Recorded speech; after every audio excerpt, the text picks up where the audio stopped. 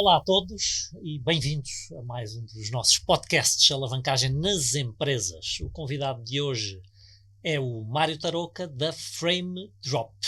Mário, bem-vindo. Obrigado por teres aceito o convite para estar aqui connosco. Queres começar por nos falar um bocadinho sobre ti? Quem é o Mário? Sim, olha, eu sou um português, nascido entre a Covilhã e o Fundão. Já desde pequenino que eu tinha... Terra das cerejas, então, não é? Boas cerejas, bom queijo, muito turismo também ali. E desde pequenino que eu tinha os meus objetivos e ia fazendo ali alguns pequenos negócios. Fiz coisas também com os Pokémons desde pequenino. Aos 17 anos, quando estava no 12º ano, típica viagem de finalistas, com mais dois amigos nossos, mais dois amigos meus. Não queríamos pagar a viagem, então começámos a ter ideias ali num café, começámos a desenhar ideias num guardanapo.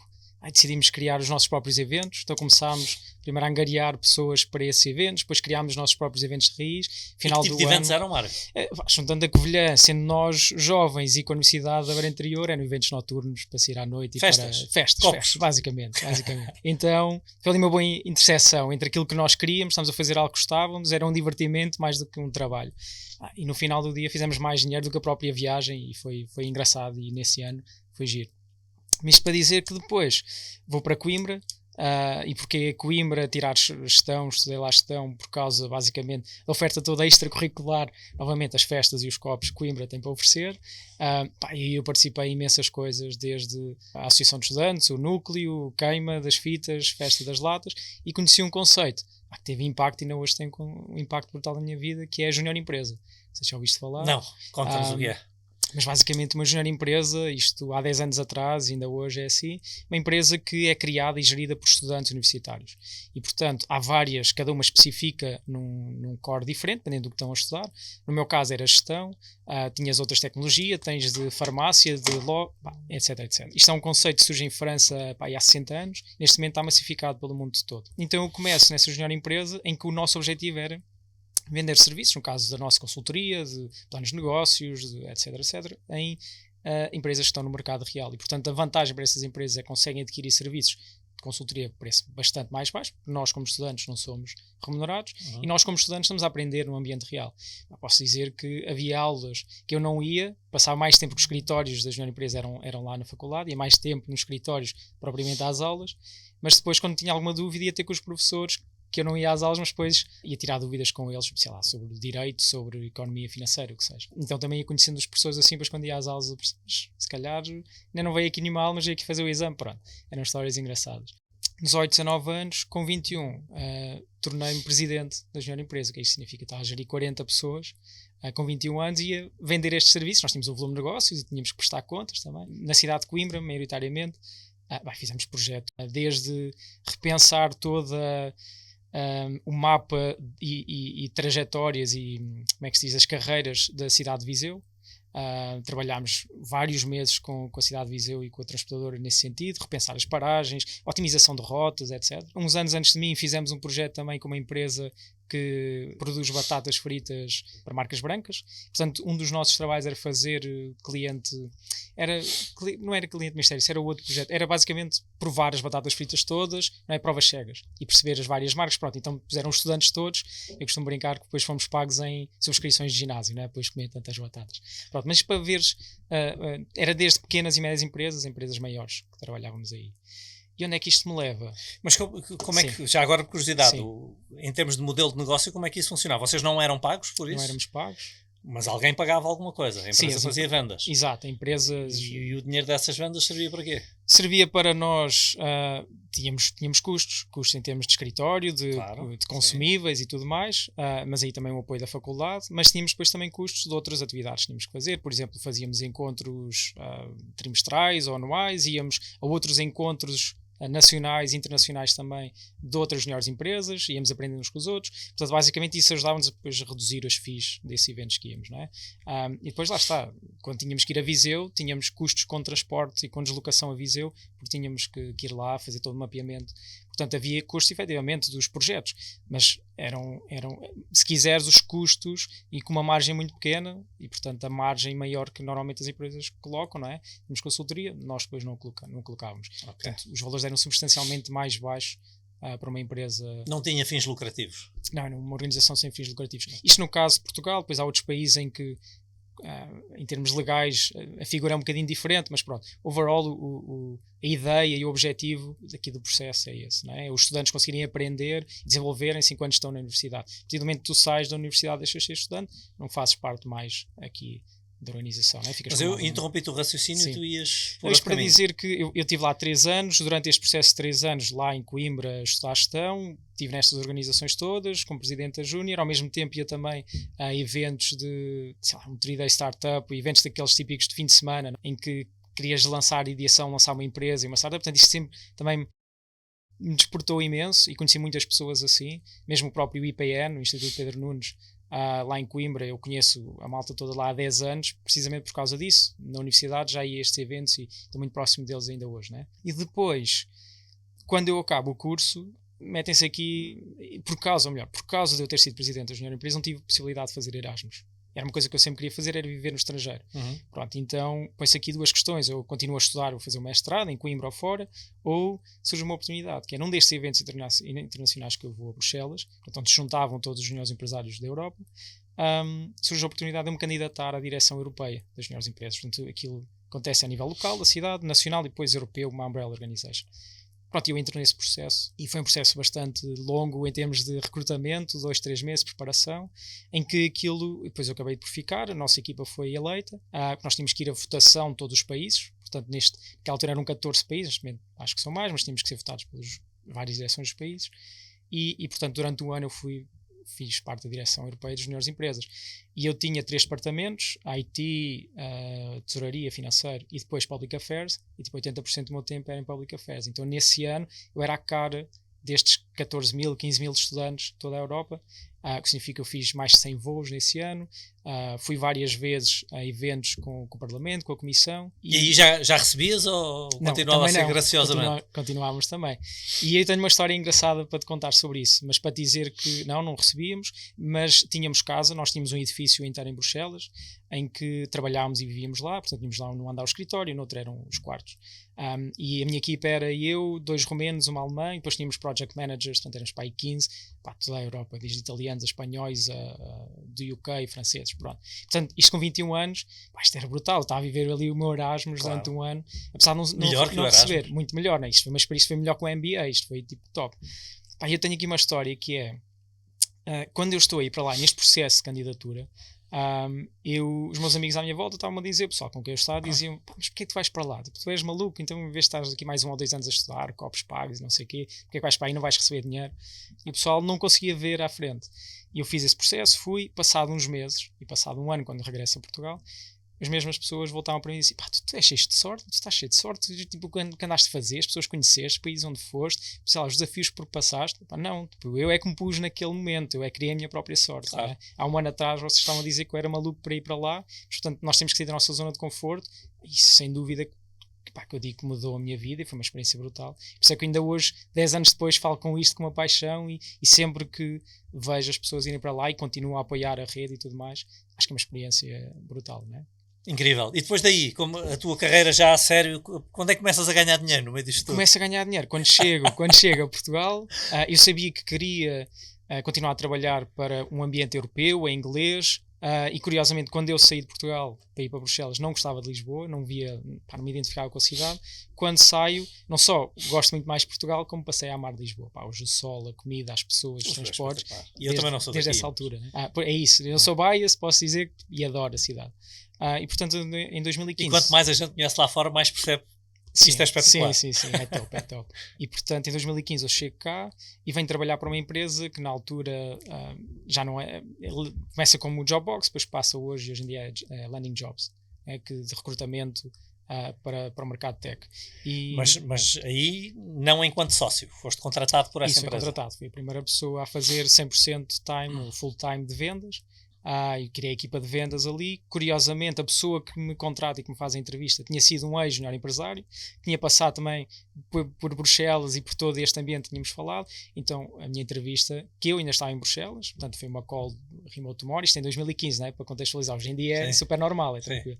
A nossa call foi tipo 5, 10 minutos, ali um bocado sobre a posição, e depois 1 hora falámos sobre as experiências. Portanto, isto para dizer que depois é uma rede que existe, foi um quebra-gelo logo brutal, desbloqueou logo a posição. Pronto. Portanto, eu fico lá, fazer basicamente vendas, e percebi durante esse tempo que eu não nasci para fazer vendas.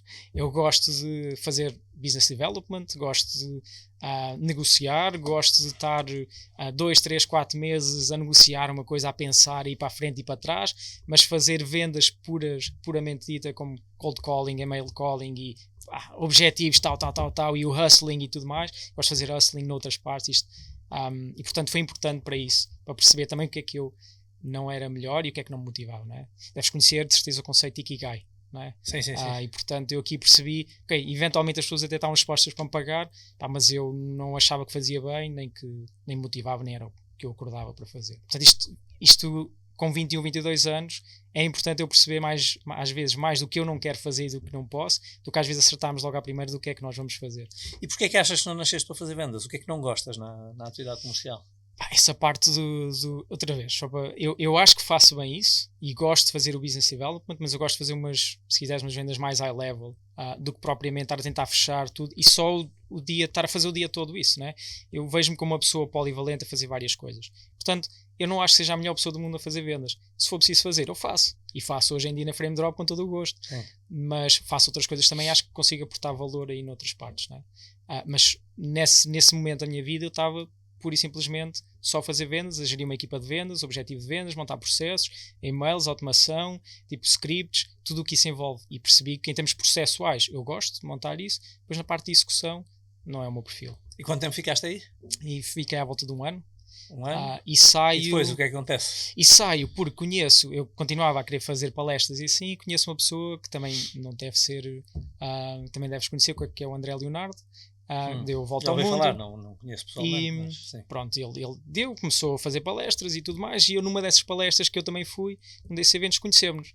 E a coisa foi falando, foi aumentando a relação e tudo mais, e depois eu decido, vou sair e vou me juntar ao André e para, de certa forma, profissionalizar o que ele já está a fazer em termos de livro, de palestras, de cursos, etc. E então, assim foi. Deixei a empresa, deixei a minha casa, deixei a minha namorada na altura, aluguei o meu quarto a amigos e fui para os Açores, onde ele estava. Outra lição grande que eu aprendi, que foi, eu já falo com algum distanciamento, já pensei sobre o assunto, mas basicamente foi muito depressa que a relação aconteceu e, portanto, quando eu chego aos Açores, passado 1 mês nós estávamos os dois a trabalhar dia e noite sobre aquilo e meter preto no branco as ideias, percebemos que não estamos alinhados. Em termos de visão, para onde queríamos levar, a forma como íamos executar o processo, não é? E todo o projeto. E, portanto, eu decido volto para Lisboa e, novamente, já não tinha emprego, já não tinha casa. Namorada, por acaso, ainda tinha, e graças a ela, e hoje é minha mulher, e hoje estamos casados, portanto, a coisa até correu bem. E foi graças a ela também, deu-me quarto, deu-me guarida, só que eu não conseguia não estar sem fazer nada, ainda hoje não consigo. Passado 1, 2 dias, estava a bater literalmente com a cabeça nas paredes, comecei a pensar, mas estamos na altura de tipo 2016, Lisboa, com todas as vantagens, beleza da cidade, turistas a aumentarem, alojamentos locais. É isso, vou fazer alojamentos locais. Eu sempre quis, desde pequeno, tu perguntavas-me o que é que eu queria ser, eu queria ter a minha cadeia, o império de hotéis. E então, bora fazer isso. Então o que é que eu começo a fazer? Começo a alugar casas e a subalugar em alojamento local. E a pergunta que toda a gente me faz a seguir é, mas isso é legal? Não tens que comprar, não tens que ser dono da casa. É se o proprietário disser que podes subarrendar, podes fazer isso. Pronto. E então comecei com uma casa, com 2, com 3, com 4, acho que é 5 casas espalhadas por Lisboa. E portanto, inicialmente, como tinha pouca margem, eu é que fazia tudo. Portanto, eu é que fazia as limpezas, lavava a ferro, passava as coisas a ferro, lavava as coisas, fazia os check-ins, os check-outs, gestão de mensagens, pronto, tudo. Quando se partia, estragava alguma coisa. Mas aos poucos e poucos, como as rendas foram aumentando, o valor à noite do alojamento local também foi aumentando, acompanhou as rendas e eu comecei a ter uma maior margem. Então o meu iate era maior, comecei a fazer outsourcing de determinadas coisas, não é? Então certa altura, os turistas estavam sempre a pedir-me pequeno almoço, como é que não é? E eu começo a fazer parcerias com várias pastelarias de bairro, ao pé dos meus apartamentos. Mas a coisa não estava a desenrolar, eles queriam em casa. Então começo a procurar soluções para entregar pequeno almoço em casa. Havia já uma ou outra, não me identificava, então decido criar outra empresa. E é aí que nasce a Breakfast. Então eu entregava pequenos almoços em alojamentos locais, inicialmente nos meus apartamentos, depois a rede dos alojamentos locais. Não era só para os teus 5 apartamentos, não é? Não, exato, era para testar. Depois era isso que eu ia dizer. Os alojamentos locais, o setor, apesar de ser muito grande, a maior parte das pessoas, ou dos proprietários, tem 1 ou 2 apartamentos. Então, e depois tens, é muito dispar. Ou tens 1, 2 apartamentos, ou tens empresas grandes com 100, 200 apartamentos. Então estes pequenos juntam-se em grupos de Facebook na altura. Portanto, eu tinha fácil, como era um deles, tinha facilidade em chegar a eles. Portanto, o modelo de negócio que eu montei aí foi um B2B2C, que foi, eu fui ter com os anfitriões e digo, olha, em troca de uma comissão de XY%, vocês dão a conhecer o meu negócio. Sempre que houver uma venda, vocês recebem uma comissão disso. Incentivos alinhados, fazia sentido. Então eu começo a testar nos meus apartamentos e de outros. Novamente, eu adoro a ideia de bootstrapping, sozinho, começo na cozinha da minha casa a fazer pequenos almoços, ir de bicicleta a subir e a descer Lisboa, né, 7 colinas, com uma mochila que eu tinha de campismo, não ia comprar uma da Uber Eats só de transporte, né, mandar fazer as minhas, nem pensava na altura. Pronto, e fiz tudo da A a Z, captação de clientes, emissão de faturas, tudo, como projeto. Mas isso deve ter sido difícil, porque eu imagino, por restrita que fosse a zona geográfica que servisses, de bicicleta, aquilo tem que chegar ali num período horário rápido, não é? Certo. Imagino, sei lá, entre as 8 e as 10, o mais Sem tardar, dúvida, não é? Por isso é que eu talvez só até menos, não é? Sim, por isso é que eu só entregava 1 ou 2 por dia, porque de ir de um ponto A ao ponto B demorava 1 hora, 1 hora e meia. Pronto. E portanto a minha entrega por hora, eu não estava a pensar na altura nos chamados unit economics, não estava a pensar na otimização ainda, estava só a validar.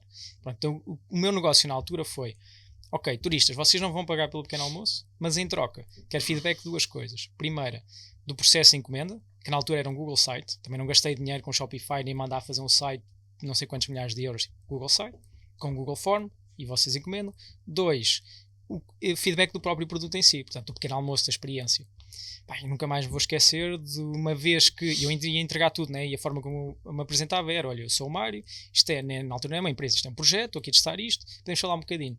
Pá, houve um casal de indianos com um filho, portanto eles eram 3, que eu vou entregar um pequeno almoço, e eu perguntei-lhes, olha, disse isto, podemos falar um bocadinho? E eles disseram, claro, entra. Ficámos para aí 1 hora a falar, deram feedback, uma data de ideias, não sei o quê. No final deram-me tipo um pacote de café que eles tinham trazido da Índia. Pá, e aquilo ainda hoje eu guardo aquilo 10 anos depois como um troféu, estás a ver, como uma conquista brutal, e a lembrança de quão importante é tu falares com os teus clientes, estás próximo dos teus clientes, vais receber feedback. Por exemplo, como eu estou e como eu estava no dia a dia das operações sempre na roda do hamster, né? E tu não consegues tipo, afastar-te e ver as coisas e ter uma opinião crítica, tão simples, falar com os clientes é tão simples quanto isto. Nós estamos em Lisboa e eu fui-lhes entregar o pequeno almoço e eles a certa altura disseram, pá, então isto estás em Lisboa, estás em Portugal, isto era fixe, era haver aqui um sumo de laranja natural, era fixe, era haver um pastel de nata. Hoje são coisas óbvias, mas depois eles me dizerem era óbvio, e os nossos menus tinham isso tudo, não é? Mas antes, como eu estava a ver tantas coisas, desde a fatura, a entrega, houve muitas coisas que me passaram. Então a importância de estar a falar com os clientes e de receber estes pequenos feedbacks, né? Pronto, a coisa foi evoluindo. Depois chegámos a um ponto, isto a empresa teve durante 2 anos, ficámos 7 pessoas, chegámos a um ponto de sermos 7 pessoas, sempre só eu, bootstrapping, portanto, exigir capital, depois isto eram... os turistas, costumam dizer que o turista não tira férias, é tipo, está sempre lá, portanto era de segunda a domingo, e nós tínhamos que ir bastante cedo, 3, 4 da manhã, a abrir a cozinha para começar, isto depois já mais à frente, quando já tínhamos uma cozinha e um escritório proper office, né? E depois criar tudo, cozinhar, trabalhar, para depois podemos entregar entre as 7 e as 10 da manhã. O que acontece? Como eu estava bootstrapping e precisava de cada cêntimo, era super importante, cada venda que eu conseguia fazer, lá está, nessa altura, eu fui bater a porta de todas as empresas de alojamentos locais, porque já estava a vender para aqueles que tinham 100 e 200. E eu isso gosto de fazer.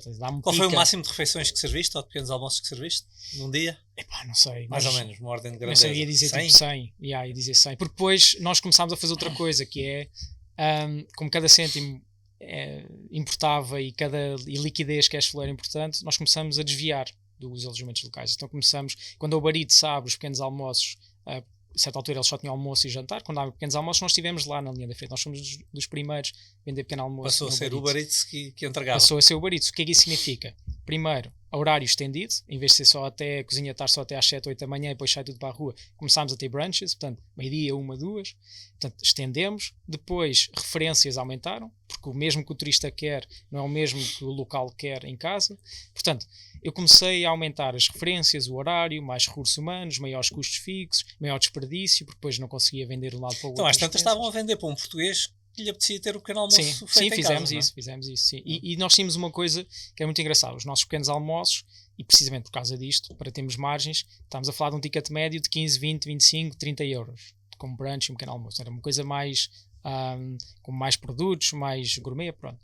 E muitas vezes o que acontecia era, as pessoas encomendavam por oferecer a terceiros, então começámos a ver também isto de, começámos também a entrar por aí, ok, então podes fazer, sei lá, um add-on de 5 euros com os balões e um cartão e não sei o quê. Começámos a diversificar muita coisa em vez de focar. Essa foi claramente uma experiência, uma aprendizagem que eu tive daí, que é o desfoco. Eu hoje sou muito focado em ter foco. E depois ainda tentámos outro modelo de negócio, isto tudo ao mesmo tempo, que foi com as empresas, que era, baixava as minhas margens, mas vendia e tinha ali sempre garantido. Por exemplo, tinha empresas que tinham reuniões à segunda-feira de manhã, com 20 pessoas, eu todas as segundas-feiras sabia que tinha aqueles 20 pequenos almoços garantidos, naquele sítio, entrava na rota, tal, novamente baixava, mas ao final do mês tinha uma fatura que saía daquela empresa. Começámos a fazer isto, caterings, investia em richots para manter as comidas quentes, fizemos caldo verde, sei lá, coisas que no início não passavam pela empresa, né? É bom adaptar-se, mas houve um desfoque grande. Ao final deste tempo... Portanto, aquilo que tu achas e sempre na preocupação de tornar isto o mais educativo possível para quem nos segue, é que exageraste na complexidade que foste adicionando ao negócio com o tempo. Sem dúvida, desfoquei nos clientes, desfoquei nas referências, baixa-te a eficiência, baixa-te as margens, aumenta o desperdício, baixa a eficiência em termos de recursos humanos, em termos das horas, tudo. E portanto, mas é difícil tu dizeres a alguém que vais fazer uma consultoria e olhares para a empresa e dizer, posso ir buscar mais aqueles 20 ou 30 ou 40% sim. Noutra indústria, vamos dizer, ou noutro tipo de produto, ou não, mantemos aqui, vamos mais devagar, mas somos consistentes e a coisa é mais sustentável financeiramente a médio e longo prazo. E às vezes é difícil conseguires não ires ali porque é fácil, não é? Ires buscar, só depois abre. Como é que tomaste consciência que a ideia não estava a ser boa? Não, eu já tomei tarde demais. Sim, mas como? Quando é que tu... Qual é o processo para tu entenderes? Porque na cabeça de qualquer empresário isso faz sentido, não é? Que é, para além do pequeno almoço, posso vender um balão, posso vender um cartão, posso vender qualquer coisa. Estou a aumentar o valor médio daquela transação. Certo. Esta é a parte lógica. Certo. Mas nós sabemos que nem sempre funciona. Sim.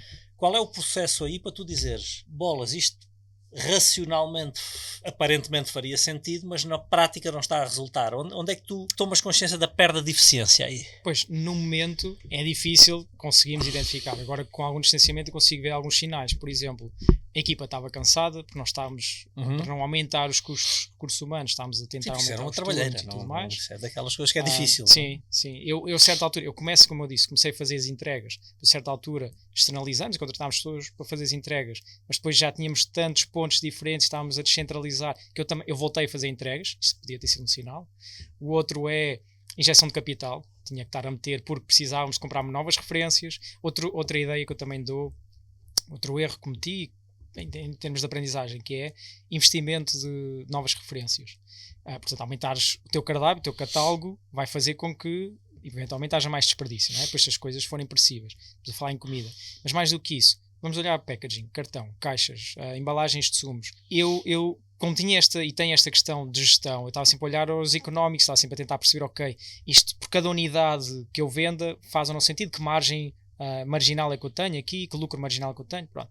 Então eu tentava baixar os custos, por exemplo, das embalagens. Portanto, aumentando o número de encomendas, em vez aos fornecedores, né? Em vez de comprar 10 caixas, comprava 10.000. Pronto, estou a dar um exemplo no exagero. Mas o que é que fez? Quando nós decidimos fechar a empresa, 2 anos depois eu ainda tinha muito deste package. E não é só isso, coisas, é que tu podes estar a conseguir estimular um bocadinho a margem, mas ou estás a adiantar esses pagamentos em quantidades muito grandes. Estamos a perder liquidez. Estás a perder cash flow. Exato. E por isso é que depois eu tinha que estar a injetar cash flow, não pagava a mim, etc. Sem termos salários, né? Pronto, aqueles truques. Mas eram truques que depois, se eu tentasse distanciar e tivesse alguém que pudesse sentar-se ao meu lado e fazer as contas e ver, isto se calhar não vamos ter que repensar, né? Downsizing da equipa, focar aqui, várias estratégias, não é? Mas novamente, para esse empresário, para essa pessoa que está à frente da empresa, como são sempre tantas coisas, como são sempre tudo que está a acontecer, é difícil distanciar. E eu falo muito nestas vezes, conseguimos distanciar, helicóptero view, ver as coisas, é muito difícil depois na prática. Por isso é que ainda por cima num negócio que te obriga a trabalhar 7 dias em 7 dias, não é? Outro exemplo claro, e aí se calhar pessoas também podem rever-se com isto, que é o que afetou a mim versus a minha família. Tipo, durante 2 anos não tive férias, não estava muito pouco com a minha família, lá está, como eu não sou de Lisboa, eles não estão próximos também geograficamente, afetou muito a relação e portanto eu depois disto tive que parar. Como é que eu paro? E se calhar chegando aqui, como é que eu paro e qual é que foi o momento que eu disse acabou? Foi preciso ir a um extremo. Eu estou a sair da FIL, da Expo, de um evento que nós temos lá, acho que era a BTL, estou a ir ao escritório e nisto de moto, e tive um acidente. Apaguei, acordo já por sempre saber onde é que estava e depois estive imobilizado, depois vieram os prontos-socorros, fui para o hospital, estive imobilizado para aí, não sei, 2, 3, 4 horas. Durante essas horas ninguém podia mexer, eu estive numa placa, não é? Fizeram uma lata de exames para perceber se tinha alguma coisa partida ou não. E durante esse tempo tu não sabes o que é que vai acontecer à tua vida. Foram poucas horas olhando-as para trás, mas foi um momento que me fez repensar tudo. Sabe, tipo, o que é que eu estou aqui a fazer? Porque é que eu estou a ir a este limite? Tipo, tudo isto da família que acabámos de falar, tipo, isto vale a pena? E o acidente foi uma questão de cansaço? Não, foi culpa de outra pessoa, mas independentemente disso, eu vi isso como uma wake-up call. Sim. Isso como tipo, para, pensa, e a partir daí eu mudei o meu estilo de vida, mudei a forma como encaro a vida, mudei muitas coisas. Pronto. Ao mesmo tempo, eu estava... Isto é o quê? 2018, 2019, por aí? Isto foi 2019, acho que sim, porque... Acho que foi 2019. Ao mesmo tempo, coincidência ou não, eu estava em conversações com uma das primeiras pessoas que experimentou tipo, o pequeno almoço. Eu participei em vários programas de aceleração e um desses mentores tinha sido o Rui Costa, que é o Rui Costa, é o fundador da eTasty. Ora, ele diz-me a certa altura, eu acho que tu devias conhecer isto enquanto o acidente acontece, uns dias antes ou depois, ele diz-me, olha, acho que devias conhecer o meu sócio, Orlando, falaste com ele, acho que vocês vão entender e perceber o que é que conseguimos aqui fazer ou não. E Tasty, disclaimer, eles entregam, na altura entregavam almoços em Lisboa, entregavam pequenos almoços. Havia muitas sinergias aqui, nós conseguimos ver muitas coisas entre a empresa, desde logística, geração de clientes, ambos lados, havia muitas coisas que podíamos ver. Pronto, eu gostava sempre de falar com não só concorrentes diretos como indiretos e fui falar. E apareci nessa reunião todo manco ainda do acidente, eu tive aí 2 ou 3 semanas em casa sem poder mexer. Isso foi outra coisa, como é que eu geria a empresa, que estava muito dependente de mim também. Hoje eu utilizo teste do autocarro, que é, se for à rua, sair e for atropelado, fico 2 dias em coma. Há processos, há pessoas que têm acesso a determinada informação, ou só eu é que tenho. Tipo, as coisas param, a empresa morre porque eu não estou lá simplesmente. Não é porque não temos liquidez de caixa, não é porque os clientes não estão a entrar, é porque não tem acesso a determinada informação, coisas tão básicas quanto isto. Eu volto muitas vezes a este teste de autocarro quando estou a definir algumas coisas para perceber se eu desaparecesse alguém da equipa, se havia este acesso. Pronto, e nisto vou ter com o Orlando, uma conversa que era para ser meia hora, ficámos lá 2 horas a falar, identificámos imenso. Fast forward, passado umas semanas, um mês, aconteceu tudo muito rápido, também por causa disto estar a acontecer na empresa, decidimos então a eTasty comprar a Breakfast. E olhando hoje, eles queriam era que eu fosse para lá, e queriam-me contratar e, portanto, fizemos aqui uma aquisição e o objetivo inicial era que a médio e longo prazo a própria eTasty também viesse a fornecer pequenos almoços, portanto havia ali um alinhamento estratégico, depois a coisa acabou por não acontecer, mas eu vi a eTasty como estando 2, 3 passos à minha frente. Eles tinham levantado capital, coisa que eu estava a tentar fazer, não estava a ser bem sucedido. Eles estavam a internacionalizar e o objetivo era ir para a Espanha, eu também tinha essa ambição, portanto eu queria viver o sonho, se fosse com o meu bebê ou com o de outra pessoa, e queria viver a jornada, a aventura. Pronto. E assim foi. Juntei-me à eTasty, inicialmente como Head of Sales, ou não, nem sei se foi tipo como Sales Manager de Lisboa, nem sei se cheguei a ter esse título ou não, porque novamente chegámos àquela conclusão que não era o meu perfil. Então rapidamente fui para Business Operations e depois, passado 1 ano ou 2, evoluiu para Departamento de Growth. Então, a certa altura está responsável por toda a parte da aquisição, retenção do utilizador, gestão e otimização de todos aí sim Unit Economics. Aí a eTasty nesse momento estava a vender 1000 refeições por dia em Lisboa. Overall, e já tínhamos operações em Madrid, Lisboa, Porto, que também abria as operações lá. Tínhamos almoço e jantar, já tínhamos fim de semana, portanto de repente a operação começou a crescer muito. E o objetivo e aquilo que me venderam quando eu me junto é, ok, fizemos agora aqui uma injeção de capital, com investimento de capital de risco, e agora vamos crescer e em 5 anos queremos estar em 5, 10 países na Europa. Pronto. E eu gostava desse sonho e revia-me naquilo, bora. Só que pelo meio veio uma coisa chamada Covid, né, que atacou muitos negócios e fez toda a gente repensar muito. E o modelo de negócios da eTasty estava assente no modelo em que as pessoas vão ao escritório e comem no escritório. Portanto, as entregas eram 99% das comidas em escritórios. Então o negócio estava tão forte nisso que todos os unit economics funcionavam assim, porque nós conseguimos não cobrar taxa de entrega e ter valores de almoços de 5, 6 euros sem taxa de entrega, contra uma Uber que cobras 10 euros pelo menos para teres uma coisa minimamente interessante, porque nós entregávamos 5 a 10 refeições num só sítio, não é? Então era muito otimizado. Quando isto muda, isto acontece a uma quinta-feira. O custo de levar às casas todas já... disparou. Eu vou-te mandar agora números na cabeça, nem sei se posso dizer isto, mas acho que já passou. Bem, vou-te dar uma ordem de grandeza. Nós tínhamos um custo de entrega de 20, 30 cêntimos por refeição, por encomenda, e tipo passou para 10 vezes mais, para 2, 3 euros. Que era uma coisa muito mais próxima, ainda assim mais baixa, muito mais otimizada, mas muito mais próxima de uma Uber Eats. By the way, uma Uber Eats, o pessoal cobra, hoje estão a aumentar as taxas, mas a título de curiosidade, cobram tipo 1, 2, 3 euros, mas os custos são superiores à taxa que eles cobram. O pessoal não tem noção disso, mas só o estafeta recebe muito mais do que isso. Pronto, então tivemos que repensar tudo.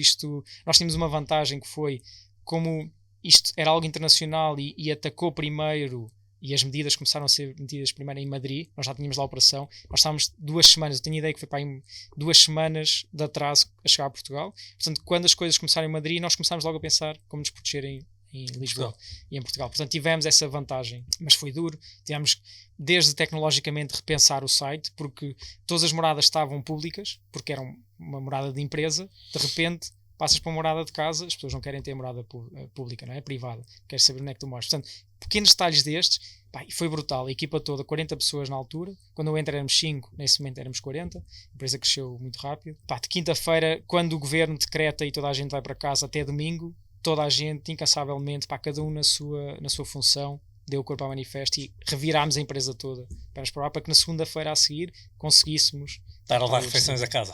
Sim. E foi incrível. Nós tivemos restaurantes na pandemia que só trabalhavam connosco, que fecharam, nem faziam takeaway, só trabalhavam connosco e sobreviveram por causa da operação connosco. Nós também tínhamos essa missão social de conseguir todos atravessar isto. Mas a coisa foi-se arrastando. Depois, o segundo fator foi, isto deixa também uma aprendizagem, já ouvi várias pessoas a dizerem isto, é muito comum nas startups, mas se calhar outras empresas mais pequenas vão se rever, que é quando tu tens um mercado e abres o teu segundo mercado, tipo a eTasty era profitable no mercado primeiro, em Lisboa, mas quando nós abrimos o segundo, que foi em Madrid, para conseguirmos provar, conseguimos replicar, que era escalável e num ambiente diferente, onde nós não controlámos e tudo novo, se tu achas que vai custar 100, vai custar tipo 200 ou 300. Se tu achas que vai demorar 6 meses a chegares a um determinado ponto, vai custar tipo 1 ano ou 2. Portanto, ser tipo over pessimistic, estás a ver? Tipo, vê sempre pelo pior cenário e ainda assim provavelmente vai ser pior. Porque isto é o que custa sempre mais. E depois, o terceiro, o quarto, vai ser gradualmente menos difícil. Tem uma curva de aprendizagem mais rápida. Pronto, também, talvez influencie ser o facto de sair do mercado mais pequeno para ir para um mercado maior. Sim, sendo que no nosso caso nós íamos... Se fosse Madrid para Portugal podia não doer tanto. Sim, mas nós entramos de forma muito controlada, nós era por regiões, então nós não atacámos logo a cidade de Madrid toda, nós íamos crescendo por bairros, íamos alargando. Mas só o facto de, dou-te um exemplo, para tu poderes encomendar e para isto funcionar, tinhas um limite da hora, acho que em Portugal era tipo meio-dia 5. Começámos a entregar a meio-dia.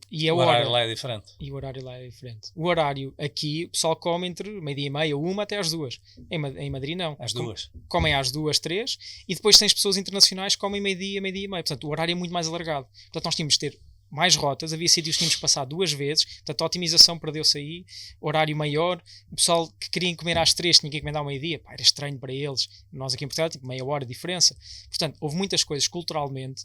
Sei lá, havia determinados produtos que eles lá tinham o primeiro e o segundo prato. Nós aqui não tínhamos, não é? Só uma refeição e pronto. Portanto, nós tínhamos, até mesmo a forma como desenhámos o menu tinha que ser diferente. Isso depois mexe no modelo de negócio da empresa, não é? E como é que é? O que é que acontece aí na eTasty? O que acontece foi... Como é que sobrevivem Nós sobrevivemos, conseguimos continuar a crescer, não crescemos foi tão rápido quanto nós queríamos. Leia-se em termos de volume de negócios e em termos de outras cidades. E portanto, em qualquer startup o que acontece é que e outra empresa, tens o cash flow, tens recursos limitados e, portanto, se estás a produzir menos do que se esperava, o modelo de negócio, ou melhor, o chamado runway, começa a reduzir. Portanto, ou vais captar mais investimento, ou vais reduzir custos, ou vais aumentar, pronto, etc.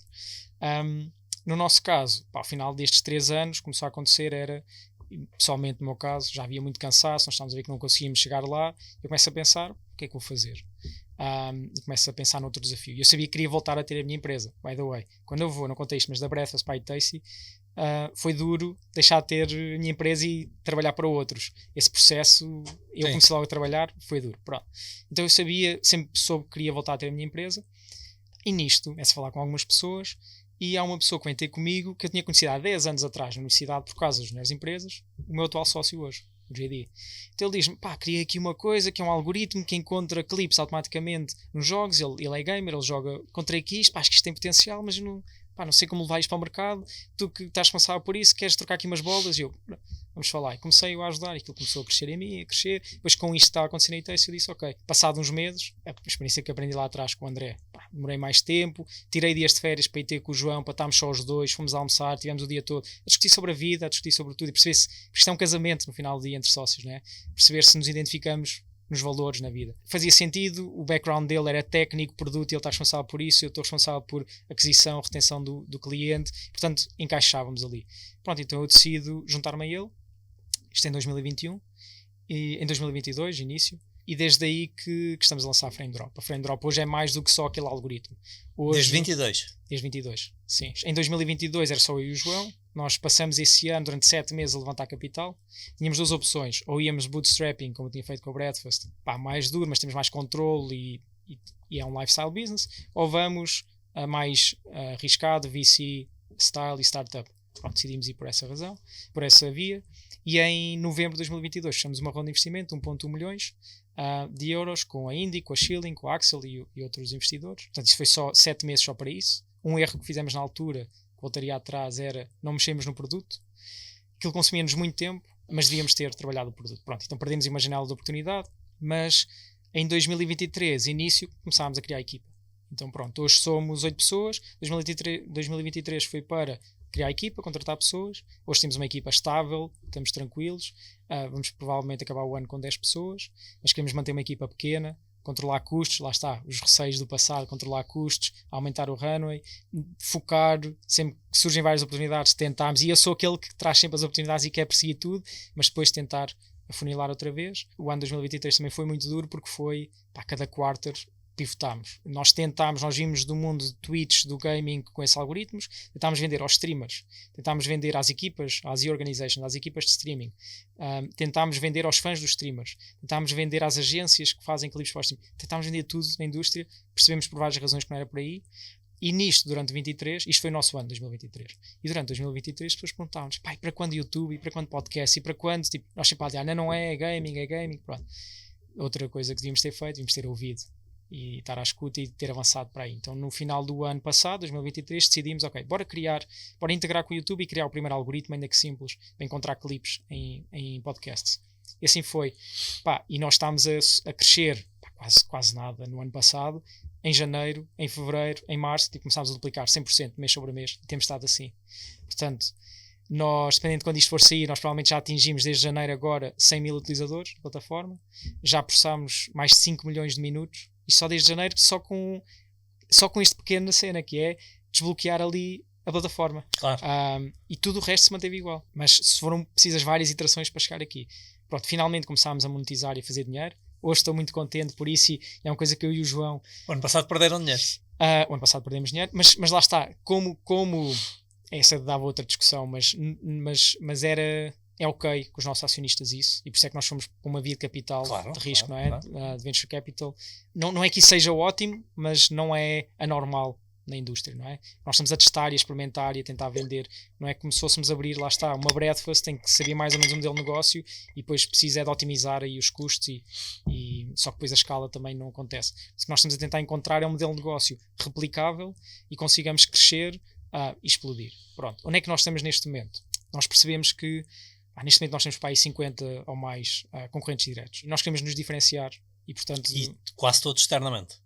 Ou em Portugal também? Não, em Portugal há o resto é assim, nós somos uma empresa portuguesa, mas o nosso mercado não é Portugal. Claro. Nós nunca olhámos para Portugal, 50% dos nossos clientes estão no US, 10% no UK, depois é um longo term. Portanto, Portugal representa 5, 10%. Antes de ires aí, sim, Mário, para que seja mais fácil quem está a seguir-nos entender a conversa, Explica-nos o que faz exatamente a Frame Drop. Qual é a vossa oferta no mercado? Qual é a vossa proposta de valor? Numa linha, depois vai ficar mais complexo, mas numa linha, imagina este episódio que nós estamos aqui a gravar. Este podcast. Nós, 45 minutos, 1 hora, nós processamos isso, pode ser tão simples como copiar o URL do YouTube e colocar na nossa plataforma, copy-paste, e nós processamos, este podcast demorará tipo 3, 4 minutos a encontrar clipes. Significa que nós vamos encontrar aqui os melhores momentos, de 60 segundos a 1 minuto, 2 minutos, e depois podemos verticalizar, encontrar onde é que está a pessoa, meter umas captions automaticamente, meter um logo, e depois publicar legendagem, não é? E customizar com o tipo de legendagem, onde é que queres, com as tuas brand guidelines,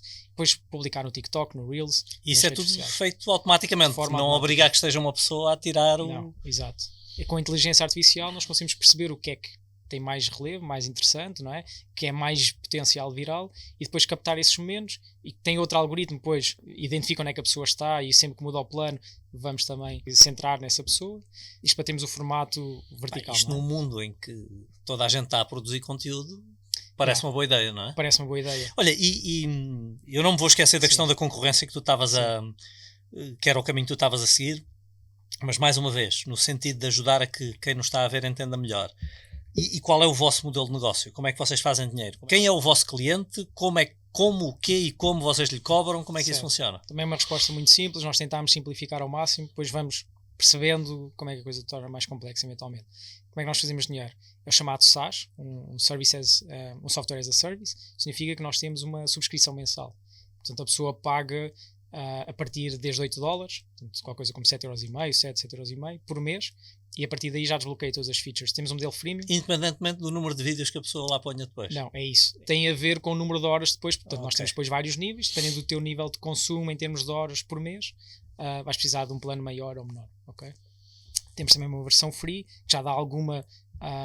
já dá para utilizar o produto, em troca de uma watermark, podes exportar o clipe, e tens essa desvantagem. Portanto, se quiseres, podes utilizar o produto free. Se quiseres tirar o watermark, se quiseres desbloquear algumas features que são pagas, e teres mais horas e tudo mais, então vais para uma versão paga. Uma versão premium já. Uma versão premium, exato. E quantos clientes vocês têm nesta altura? Sim, como eu estava a dizer, nós já vamos estar a chegar a 100 mil utilizadores. Desses 100 mil, a maior parte, se não todos, experimentaram o produto, e depois, como é óbvio aqui, somos um plano freemium, que significa que só depois uma pequena percentagem é que depois converte para pago, não é? Mas 100 mil, mas nem todos estão a pagar. Nem todos estão a pagar, exato. Para gerir expectativas, sim. Portanto, lá está, 100 mil numa versão freemium. Não é? Olha, e antes de voltarmos à questão da concorrência, em termos de geografia, onde é que estão os vossos clientes? Sim, como eu dizia há bocado, somos uma solução global, sendo que metade dos nossos clientes estão maioritariamente, e aqui já estou a falar dos pagos, maioritariamente nos Estados Unidos da América. A maior parte estão lá? Sim. Mais 50% estão nos Estados Unidos da América. Depois 10% a 15% estão no Reino Unido, e depois, a longo termo, nós temos clientes pagos de mais 50 países, da última vez que eu vi. Portugal, lá está, não fazemos campanhas nem investimos em marketing aqui para isso, são efeitos colaterais, como no caso deste podcast, ou de outras notícias que vão saindo, ou de amigos que ouvem falar, e portanto também temos alguma, mas é mais negligenciável. Olha, e voltando então à concorrência, tu disseste-nos que tinhas uns 50 concorrentes aí espalhados pelo mundo. Conta-nos lá, qual é o vosso posicionamento estratégico, como é que comparas com esta concorrência, porque é que as pessoas vão te subscrever a vossa solução e não outra? Essa é a questão que nós tentamos chegar e perceber porquê. Pronto. E agora aquilo que nós temos em mente e para onde nós já estamos a ir é, primeiro, se analisarmos estes concorrentes todos, e nós temos algoritmos genéricos. Portanto, quer tu tenhas um podcast sobre negócios, desporto, stand-up comedy ou assim, tu vais conseguir processar. Mas será que vais obter os melhores clipes? Porque são tipos de clipes diferentes, tipos de conteúdos diferentes. Portanto, se agora me rir aqui, se calhar é um highlight, mas se eu me rir num stand-up comedy, estou-me sempre a rir. Portanto, se calhar temos que ver a intensidade do riso, a intensidade das palmas, etc. Portanto, cada tipo de conteúdo, nós acreditamos, cada tipo de conteúdo deva ter o seu tipo de algoritmo. Portanto, nós já temos aí para aí. O que isso significa? Significa que tu não podes ter algoritmos bons para todos os tipos de conteúdo. Tens que nichar, tens que especializar. Pronto, e é isso que nós queremos fazer. Nós queremos especializar, nomeadamente na indústria de mídia. Então, e agora sim, Portugal passa a ser interessante neste contexto, porque nós estamos neste momento a falar com os maiores grupos de mídia, desde televisão, a rádio, até a imprensa, printing de jornais, não é? Para perceber quais são os use cases deles, e o que nós queremos é, nos próximos meses, já estamos a fazer, levar a Frame Drop para a indústria de mídia. Nós queremos ser os melhores, encontrar clipes e outras coisas que já estamos a fazer também na indústria de mídia. Depois, desportos pode ser outra coisa interessante, mas agora estamos a falar em conteúdos tipo reality shows, estamos a falar em jornais, telejornais, não é? Em que o que é um clipe? É uma reportagem. Depois nós queremos transformar essa reportagem num artigo escrito, porque hoje os mídia têm um grande problema, que é como é que eles monetizam. Porque se eles oferecerem, eles querem ter awareness, eles querem ter visibilidade, mas se eles colocarem tudo nas plataformas tipo TikTok e Reels e Twitter e Facebook, eles estão a dar tudo gratuito, e essas plataformas é que ganham com o tempo das pessoas que lá passam. Portanto, mas eles querem ter lá uma coisa para conseguir gerar tráfego para os sites deles. Então é no site deles que nós queremos aqui trabalhar. E hoje, a forma como isto acontece, eles têm que criar artigos escritos, os vídeos, e quantos mais eles criarem, depois metem mais anúncios e aí monetizam. Só que aquilo que nós estamos a descobrir é que eles têm equipas gigantes para criar, com muitas pessoas, para criar estes tipos de conteúdos. E é algo que nós acreditamos que nós conseguimos automatizar. Se não todo o processo, muitos passos do processo, ok? O trabalho que eu tenho feito nos últimos meses é ir literalmente para estas redações, estar sentado atrás deles, eles estão a trabalhar, eu vou tirando notas. Acho que é um dos primeiros passos a consultoria, não é? Que é perceber o que é que está a acontecer, não é? Mapear o processo todo. E a seguir, ok, como é que nós conseguimos adicionar valor? E sim, como, não é? Que formas?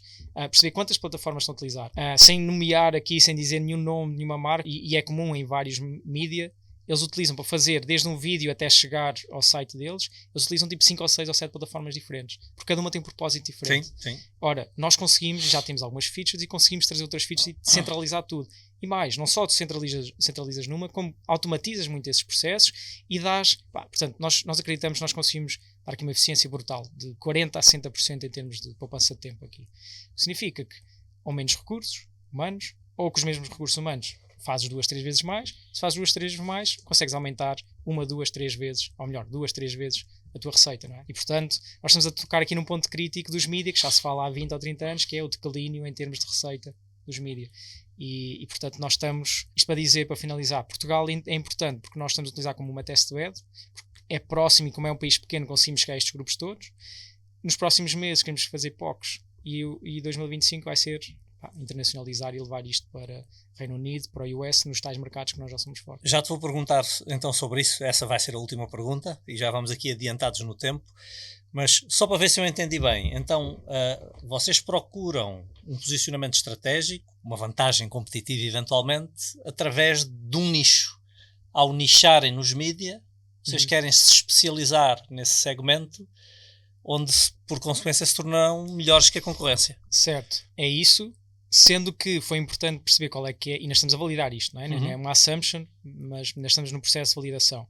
Mas nós acreditamos que sim, até pela pesquisa que já fizemos no mercado só em Portugal, as dores são muito parecidas, o que nos dá a entender que nós queremos fazer um produto escalável é que se aqui é assim, então no Reino Unido, no US, também não será muito diferente e portanto conseguimos criar algo que 80% das vezes vá encaixar nesses meios todos. Mas é uma indústria grande, indústria com bastantes players. E a crescer. Depois, eles têm que, lá está, já estão nesta questão, têm que se digitalizar e têm que encontrar soluções para estar mais próximo, porque nós não trazemos só esta questão de demorar menos tempo a executar os processos. O facto de demorarmos menos tempo, quando sai uma notícia, quando é o atentado contra o Trump, nós conseguimos, se demoramos menos tempo, estamos mais em cima da notícia, portanto os mídias que têm uma solução como a nossa, vão ser os que estão primeiro nas redes sociais a comentar, os que estão primeiro nos sites a fazer, e aí eles são os primeiros sempre que estão a anunciar, as coisas estão em cima, porque uma questão de meia hora, 1 hora, é bastante hoje em dia, não é? Sim. E portanto, tem aqui muitas vantagens. Outra coisa que eu não disse, isto é um approach, o outro é, nós hoje fazemos vídeo, e é um vídeo grande para um vídeo pequeno. Nós queremos fazer mais coisas, nós queremos automatizar no extremo, desde que tu importas um vídeo, este podcast, este episódio no YouTube, nós depois já temos um conceito de automação, isto já está live na nossa plataforma, mas ainda estamos a melhorar, que é, quando tu detectas, nós estamos à escuta no teu canal e tu dizes, olha, sempre que no meu canal vier um novo vídeo, eu quero um trigger. Qual é que é o trigger? Processa o vídeo, encontra 5 clipes e manda esses clipes para o meu TikTok, para o meu Reels e para o meu Shorts no YouTube. Nós fazemos tudo automaticamente, portanto não só processamos, encontramos, metemos com templates com o teu logo, os designs, com tudo o que tu queres e as legendas, que já pré-definiste, de uma vez e para todos, não é? E como já ligaste as tuas contas todas, metemos lá os clipes. E não fazemos outra coisa, que é, fechamos o ciclo com um dashboard de métricas. Então nós queremos depois, como estamos a conseguir lá colocar tudo nas suas redes, trazemos isso tudo e percebemos, ok, destes 100 clipes que nós metemos, quais são os 10, 20 que estão a resultar melhor? Será que há aqui algum padrão? Será que tem a ver com a hora de postagem, com o logo? Com o tema? Com o tema. Depois corremos os nossos algoritmos e no extremo que nós queremos é ter um algoritmo quase específico para o teu canal de YouTube, em que vai aprendendo, vai percebendo o que é que a tua audiência quer. Isto tudo, em teoria, é o que nós temos de fazer nos próximos meses, claro. e que estamos a tentar executar. Não é? Mário, estamos em cima da hora, mas eu queria deixar uma última pergunta, que era exatamente sobre o futuro. O que é que vocês imaginam para o futuro da empresa? Qual é a vossa visão de futuro? A visão passa por internacionalização, sendo que nós, lá está, já nascemos internacional. Sim, a natureza já é internacional. Mas quando nós falamos aqui de internacionalização, é ir para o terreno, literalmente. Isso significa muitas viagens ao US, já temos ido também ao Reino Unido, mas está muito, literalmente próximo, se calhar, a contratar equipas locais para estarem lá no terreno. E aí entra depois uma segunda fase da empresa, que é neste momento nós estamos produto e validar, e entra toda a parte de vendas e marketing que estamos a falar. Mas claramente internacionalização. Nós precisamos de novas rondas de capital, eventualmente. Eventualmente está em cima da mesa, poderá ou não estar a ser discutido uma ronda nos próximos meses, no próximo ano, lá está, para alavancar todo este investimento que vai ter que ser feito. E estamos nessa fase agora, estamos na fase em que conseguimos provar que há aqui 1 ou 2 use cases, que há alguém disponível para meter um cartão de crédito ou pagar por algo, que é importante sempre, fazer uma experiência só por si. Nós queremos que alguém pague e que meta lá o cartão, não é? E valide, é importante. E depois a próxima fase é isso, é ir buscar capital e ir para o estrangeiro, sim. Há de passar muito por aí. Muito bem, já estourámos aqui todos os nossos prazos. Para quem nos está a ouvir, nós seguramente somos um super potencial cliente da Frame Drop, com todo o conteúdo que nós produzimos, e depois vamos ter que conversar sobre isso. Com todo o gosto. Sim. Mário, obrigado por teres estado aqui connosco, obrigado, por teres partilhado essa experiência aqui com quem nos segue, e para si que nos seguiu, continue atento, continue ligado, como dizem no Brasil. Nós vamos continuar a produzir conteúdo e a levar até si para o ajudar a aumentar vendas, lucro e fluxo de caixa, alavancar os resultados da sua empresa. Obrigado pela preferência.